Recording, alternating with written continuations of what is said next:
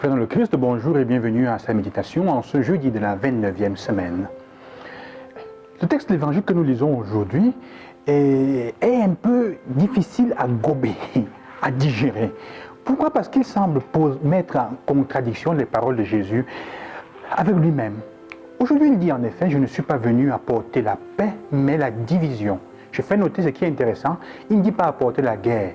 Parce que la guerre, c'est la tentative de dominer l'autre au point de vaincre à tout prix par la violence. Il dit la division.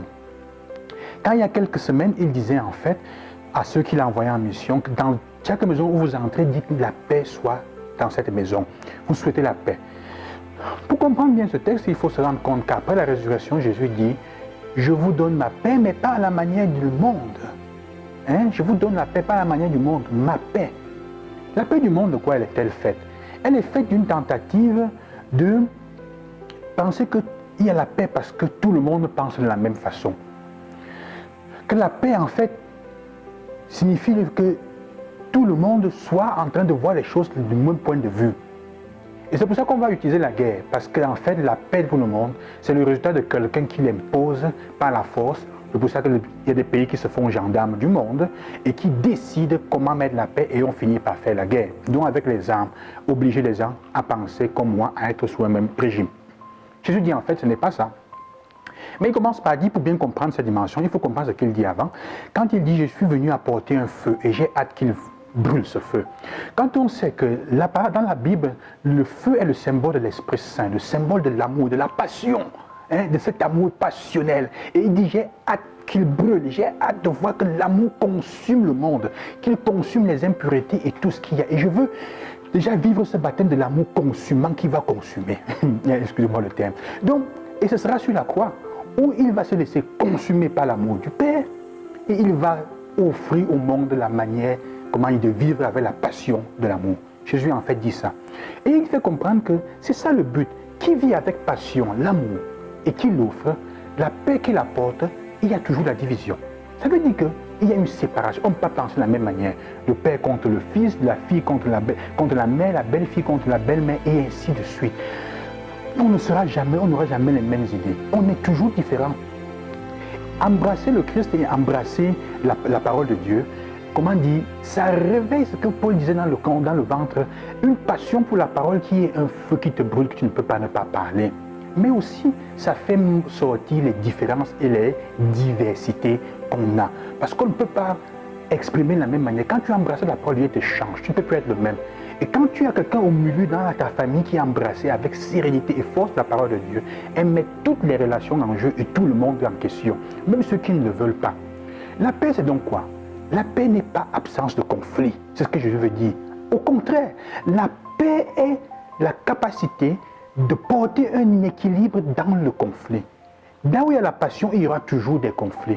Ce n'est pas l'absence de conflit qui veut dire la paix. Souvent, l'absence de conflit est très dangereuse parce que la paix qui est là est une bombe à retardement et semblant. Pour vous faire comprendre cela, je vais prendre un exemple. Durant le Concile Vatican II, si vous lisez les livres du Concile, les documents du Concile, vous allez vous rendre compte qu'il y a un livre en particulier que j'ai apprécié, que j'ai étudié, qui est celui du rite de la pénitence, qui vous font comprendre ce que c'est que la paix. Parce que dans l'introduction, on donne le sens du rite de la pénitence. Mais tout de suite après, il y a une autre introduction qui est faite et qui est le contraire de ce qui a été dit au début. Parce que ça a été écrit sous l'influence des deux groupes qui étaient dans le concile, qui étaient les progressistes et les conservateurs. Paul VI, qu'est-ce qu'il fait? Pour éviter un schisme et donc pour tenir la paix, il donne la possibilité que toutes les deux théologies et visions soient présentes dans le document, même si elles sont en contradiction. C'est un point de vue, elles sont opposées. Il donne la paix. Et dans beaucoup de documents, vous verrez cela. Il y a de temps en temps, Paul VI a dit donner raison aux conservateurs et parfois aux progressistes pour tenir la paix. La paix, c'est ça. Il n'a exclu personne. Aucun des deux groupes n'a été éliminé de l'Église. La paix, en fait, est le point d'équilibre. Et le point d'équilibre veut dire que de temps en temps, on se déplace vers quelqu'un ou vers l'autre.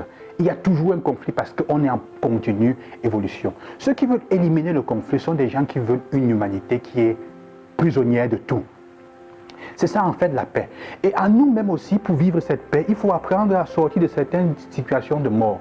C'est ce que la première lecture va nous donner aujourd'hui, que je voudrais aussi vous faire noter. Elle est intéressante. Quand Paul dit dans la lettre aux Romains, qu'avez-vous récolté alors à commettre des actes dont vous avez honte maintenant? En effet, ces actes-là aboutissent à la mort. Chacun et chacune de nos frères et sœurs porte dans son histoire et dans son cœur des comportements, des attitudes pour lesquelles il n'est pas, comment dire, content. Il n'est pas orgueilleux aujourd'hui. Qui sont en fait pour lesquels on a honte. C'est quoi? Qu'est-ce que c'est? Et ce sont des points qui ont créé des morts en nous. Tu es mort là, ces actes en effet aboutissent à la mort. Il y a une partie de toi qui est morte là-bas. Et pour que ça ressuscite, il faut que tu acceptes que le feu de l'amour du Christ te brûle, que tu revoies cette dimension. Je demande au Seigneur pour vous aujourd'hui en priant qu'il vous libère, qu'il nous libère de ces choses-là. Et aujourd'hui, je vous demande la grâce, demandez au Seigneur la grâce de vous faire voir ces points-là où vous avez, qui vous font honte dans votre vie, et de lui demander, Seigneur, brûle cela, libère-moi de cela, afin que je puisse trouver la paix nécessaire pour annoncer ton amour avec passion et avec feu. Que le Seigneur vous accompagne, qu'il vous bénisse en cette journée. Loué soit Jésus-Christ et bon cheminement.